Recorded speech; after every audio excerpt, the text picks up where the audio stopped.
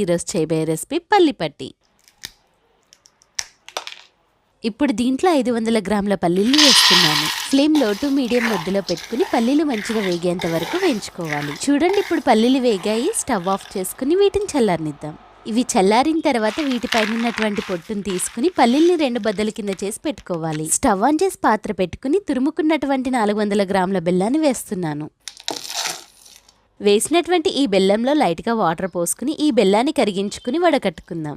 మీరు తీసుకున్నటువంటి బెల్లం ఎంత మంచిదైనా కూడా ఇలా వడకట్టుకోండి. బెల్లం పాకం పట్టు తెలుసుకోవడం కోసం ఒక బౌల్లో మంచినీళ్ళని తీసుకుని పక్కన పెట్టుకోండి. చూడండి, బెల్లం పాకం ఇలా చిక్కబడిన తర్వాత మంచినీళ్ళల్లో బెల్లం పాకాన్ని వేసి పట్టు చూస్తున్నాను. కారపూస ఏ విధంగా అయితే కరకరలాడుతూ ఉంటుందో మనం పట్టుకున్నటువంటి బెల్లం పాకం పట్టు కూడా అదే విధంగా కరకరలాడుతూ ఉండాలి. ఇప్పుడు ఈ పల్లీల్ని త్వరగా బెల్లంలో కలిసే విధంగా కలుపుకోవాలి. ఇలా కలుపుకుంటే సరిపోతుంది. ఇప్పుడు దీన్ని అచ్చి కింద పోసుకోవడమే.